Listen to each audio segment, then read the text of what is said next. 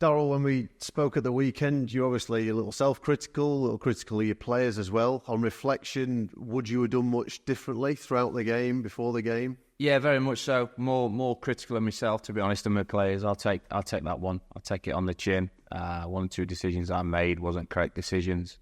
But happens as head coach. I'm comfortable with that. Sometimes I get it right, sometimes I get it wrong. But certainly, I didn't help with some of the decisions I made Saturday. So full accountability, not a problem. And in terms of half-time, clearly Donovan Pines had to come off. There were a few people questioning whether Barry Cotter needed to come off. Is that one of those that you reflected on? It was a little bit of carnage at half-time. I mean, trying to explain the situation that I found myself in is that it wasn't till a minute to go before the whistle for the start of the second half was going to come out that Donovan got ruled out. Didn't have a replacement contact lens, could hardly see out the eye. And that decision came to me very, very late. Wasn't ideal. And that it got a little bit messy from there. If I'm honest with yourself, I wanted to pick a physical back four for the second half to make sure that we dealt with what they could put the balls in the box. And Donovan was a big part of that. But I didn't get that decision till, like I said, a minute before we were going out that I actually got ruled out that quickly. So it was a frustrating period, it was a manic period, and then the game plan for the second half goes out the window when we concede two goals in 5 minutes shortly after half time. So it's one of those games. Listen, it's the way it goes sometimes for a head coach. There's been a lot of decisions this season where I've made changes and the team's adapted very well to those changes. So sometimes you just got to hold your hands up. The changes didn't work in this particular game. I wanted to go and win the second half. They weren't negative changes. I wanted to go 2 up top. It wasn't, though, that I was trying to shore things up, but losing Donovan was a big physical presence in our box and a reason why we conceded a couple of goals from set pieces. Do you still think, though, that you had enough height, enough experience on the pitch to deal better with those situations? Yeah, but the lads have been honest in their assessment. What I ask for at this football club and my teams is that we're honest with each other. We don't become victims. We hold our hands up. And the leadership comes from me. I have no problems at all explaining to my players that, and I said it after the game, that the first person I look at is myself in this game, and reviewing it back, watching it back, there was decisions that I could have done to help them, but the players also took responsibility and say we've got to defend those moments better, because then it gives opportunity for the changes to come in force. But listen, it's the nature of the beast. Is it disappointing? You don't want it to happen every week. I'd like to think that it doesn't with myself over a long period of time as a manager. But these things happen, and I was kicking myself all day yesterday, frustrated man. And the lows in this game are a lot lower when mistakes happen, but we just take it. It's part and parcel. How's Donovan? Yeah, no good. He concussion now. We're starting to feel sick and whatnot, so we're going to miss him for a period of time. It's in concussion guidelines now, so frustrating for us. Yeah, difficult one for him. He's a key player, isn't he, really? Will that rule him out beyond Tuesday night? It's concussion guidelines. We'll see how quickly that goes, but it normally takes a substantial period of time for him to hit the guidelines, because everybody gets a little bit panicky now with head injuries, so when we have to manage that in the right situation and go with the guidelines. Obviously, you want the game quickly. Everyone always talks about that. Bit of a different one, this one. Bit of a different challenge. How much are you looking forward to going to Old Trafford with your team? Yeah, very much so. After a disappointing Saturday, you go with Man United away on the Tuesday. So listen, it's one for us to try and enjoy. But we want to put on a performance that does ourselves justice. We've got to be careful and mindful that we play another game Saturday. We're going to spend a large periods of the night without the ball, unfortunately. But that's going to be the nature of the beast. But we want to go there, give a good account of ourselves. I just want to thank the fans. The tickets for the game were very, very, very expensive, and I just want to thank the fans. The amount of tickets we've sold and getting behind the boys, and hopefully we can turn it into a night where we can do the town and the club justice. And I know you're not going into specific tactics, but have you worked out a few ways of how you hope you can beat Manchester United at Old Trafford? Oh, come on, listen, I'm a realist. We have to be 10 out of 10 on performances, and they have to have an off day. The gulf is massive. We want to know illusions about that, but we'll prepare and plan professionally as we always do. Freshen the team up a little bit because we have another game Saturday. Might be opportunity for one or two lads to come in and stake the claim. So it'd be a pride in that, Council Estate kid from Mansfield leading the team out against the team he supported. Whether as a young lad's going to be a proud moment for myself, but I want more proud moments in my career. I want to be managing the highest levels possible and want to be doing really well at Barnsley. So looking forward to it. Is this your first time playing or coaching at Old Trafford? It is, yeah. I played Chelsea away. I was Bristol Rovers manager and played a few Premier League teams in cup competitions. We got beat 3-2 at Chelsea when I was Bristol Rovers manager, and we did ourselves justice. And we'll be hoping to do ourselves justice tomorrow night. What was it about Manchester United then that got you into them? My uncle was a Man United fan, so it was basically when we never won anything, by the way, so they couldn't call me as a glory hunter. My first memories were the 1985 Cup final when Norman Whiteside scored against Everton when we were down to 10 men to win it 1-0. So I followed United. I blamed my uncle for that, and then we started winning things, and then I was a glory hunter. But no, it's always a team I keep an eye on. But to be honest with you, I save all my hope and my prayers for just the team I'm managing to win, to be honest now. I can't be wasting too much energy following other teams. Clearly, obviously, once the game gets on, it's all about that. But is it an occasion to savour? I mean, it would be anyway, whether you supported Manchester United or not, but is it one for you and the players to really kind of just enjoy everything about it? I think so. I think so. But also, like I said, we want to go there, be professional. We don't want to camera phones out and be a day out or whatnot. It's a game we want to be competitive in and try and win. So we want to enjoy that. I think it's right that we all enjoy that as a football club, but we want more special days as we go along as well. So we're down to business when that whistle blows. How much are games won or lost like this in the head mentally in terms of how you approach it both before and during it?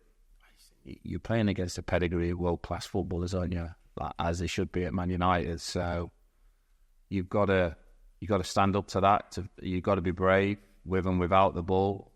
You've got to show moments in your game that your performance is 10 out of 10 to get anywhere near the levels of a Premier League team. So that's understandable, but it's one we want to go and try and enjoy and give it our all for. Is it difficult to prepare for in a way just because you're not entirely sure how strong Manchester United will go? Clearly, they're one of the biggest clubs in the world, if not the biggest. They'll have plenty of options in there. Have you got kind of plans A through Z? Yeah. Listen, I don't know how Man United are going to go, but you'd imagine there's Johnny Evans, Harry Maguire, Casemiro, Ugbeta might start. Listen, Anthony, Garnacho. They've got a talented squad, isn't it? So it's quite scary when you look at it, but we can only prepare as much as we can on what possibly they're going to be, but obviously focus that we're going to be playing against world-class players, whoever's in their team. Do you have to instill that focus and kind of confidence in your players, though? Because, look, you're Barnsley, you're a good team, you've got good players, whatever else, and that there's people within your squad that can cause problems of their own. Yeah, definitely. We want to do that. It's for players to seize that opportunity on the biggest stage, isn't it? There's not many bigger teams in the world than Man United, and to be playing those on the telly as well, and to be playing there to be able to show up and perform. It's down to the players. Can they produce that without freezing and have those good moments in the game that we're going to need? Have people mentioned 1998 to you? No, they haven't. No.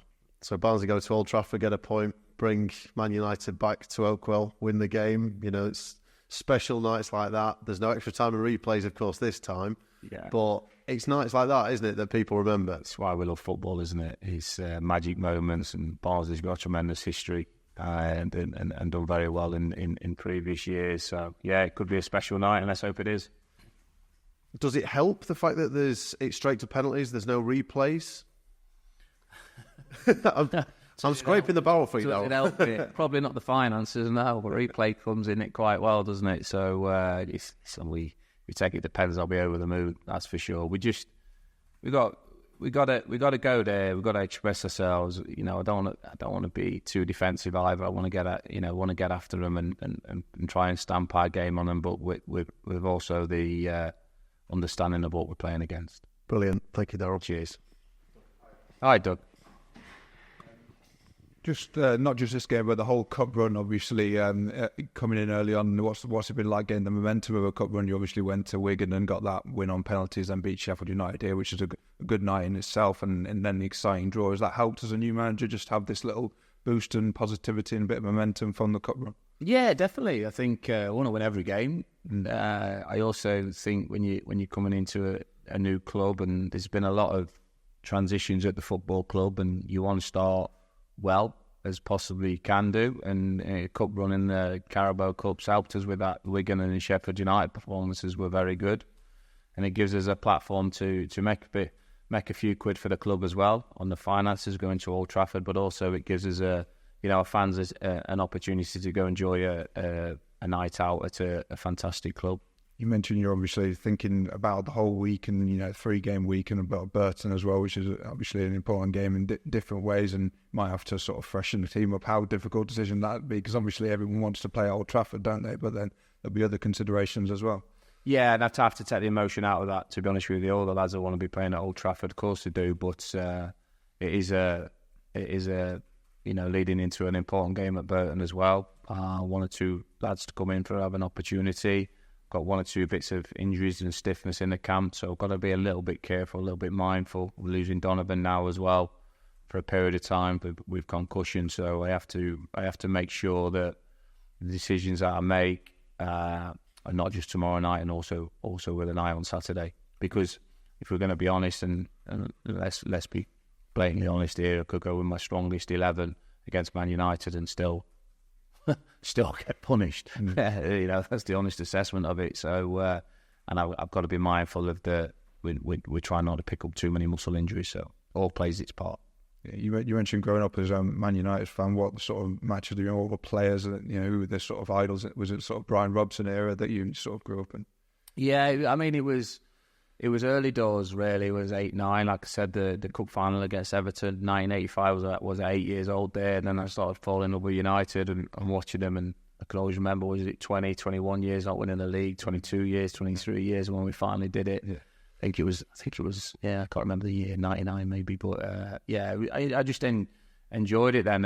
When I went into school, I supported Mansfield as well because I was a local Mansfield boy as well, because I used to go and watch their games. But when I was at school, it was all Liverpool fans. So, and I wanted to be a little bit different as well, being a United fan. Cause, yeah, fair enough. That's everything for me. Darrell, you mentioned the Chelsea game. I just wonder if there was anything you learnt from that about how you approach this sort of occasion. Yeah, going to be an awful lot of time without the ball. Yeah. So we sold out there. There was a sellout at Chelsea, and it was a game where they had a lot of big name players playing, which I think Man United will have as well because of the size of the club. And we wanted to do ourselves justice. We wanted to win the game, and that's I'll be playing the same thing tomorrow night. Is we want to be attack minded when we can. We want to be respectful when they've got the ball, but we also want to put a performance in for our punters. Yeah, and you often hear before sort of big FA Cup ties, player finals, that the manager will take the team down early to look around the place and to just acclimatise them. Obviously, that's difficult with a midweek game, as with Chelsea. Is there anything you need to do to sort of just take the starry-eyed element off it? You're talking about putting the camera phones away.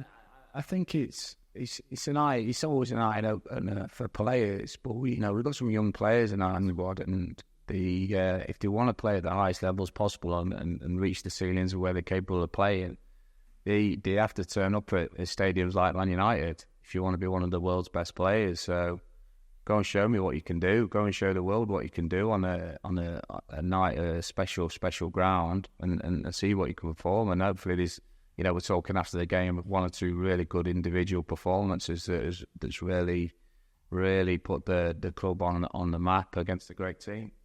It's obviously early in the season, and as we've said, you've got Burton to think about as well. So, are you still at a stage, or will you be at a stage where you're sort of trying different things, looking at combinations, or can you just not do that again? Yeah, listen, you learn from competitive games, and you're learning with players all the time. It doesn't just happen. We live in a world where you judge very, very quickly as a manager and head coach now. Too quickly, to be honest with you, because anybody will tell you that successful teams build connections in the squad, the environment, your culture, and these all takes time. We don't live in that modern day. We live in a modern day world now where everything's scrutinised, every decision you make. Everybody wants to win now. Everybody wants to put your head on the block when things aren't going well. But the fact of the matter is, things take time. You know, you look at the greatest manager we're talking about, Man United, Sir Alex Ferguson. Well, you know, rumours to be getting sacked for Mark Robbins, had one in the bottom corner against Notts Forest and then win the FA Cup. Days are gone. You know, but even the modern day Jurgen Klopp took him a few years to win trophies at Liverpool, doesn't it? So what world do we live in now that makes you think, well, he should be a manager, should be able to change things after 2-3 months? Doesn't happen like that. You know, us managers, head coaches will always say you need time, and we want time, and that is factual. Every course you do with the FA and everything's is about having time, building things. But the fact of the matter is, you got to win. I'm comfortable with that. You got, you know, it's not going to change. I think it'll only get worse. I think it'll be the modern day area now where managers and head coaches get sacked after 5-6 months. Well, they do now, don't they? It's saying, well, in 13 months, and there's no point moaning about it. You just have to get on with it. Does that change your approach in any way? Do you have to, because obviously everything you say is obviously completely logical. You want time to build and you want to put foundations in place. But do you have something in the back of your head thinking, this is football, I'm not going to get this? Or do you just have to persevere and hope that you get the faith? I work short-term, medium-term and long-term for the football club. That's the right thing to do. You know, whoever sat in this position, I'm only a custodian of the football club, and I only speak about and to Mladen and the board of what I think's needed, what's moving forward, and how the club's run. I'm pretty honest with that assessment, but I'm a realist when it comes to being a manager. You know, you're only a bad month away from being under severe pressure, and that's the nature of the beast. I accept that. Some people can moan about it and thingy, but that's it, and that's the way I look at it. I go very much game by game, month by month, because, like I said, if you have a bad month, you're under pressure. So how should we judge you on Tuesday? Obviously, not by the result itself. What sort of things are you going to be really looking for? I think you get judged every game, don't you, on your decisions, and that's what happens.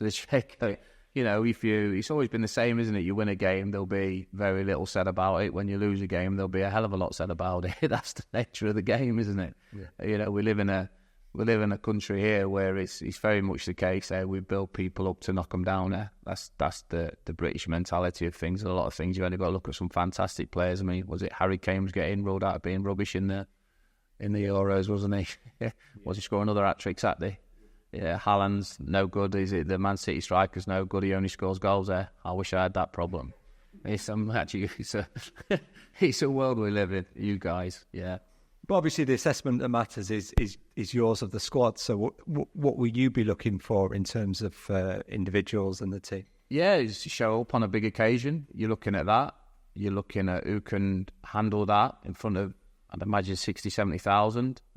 So you're looking at all those things. Who can take on the board the game plan for this specific game? Who doesn't freeze? You learn loads about players, but you only really learn about them in competitive games and in situations like this. Is there a big equivalent? If they can do that, then they can do it in March if you're, competing for a place in the top 2 or in the playoffs or whatever it is. Big players turn up in big games. I've always said this, managed to have success in playoffs, playoff finals, and big players turn up in the big games. That's a fact. And what you do learn as a manager is as the games get bigger and bigger, the more successful you are, who can handle those situations. And trust me, there's a lot of players freeze. And that's why they don't reach the levels that their probably career should reach, because they freeze in those big moments. They get up too early.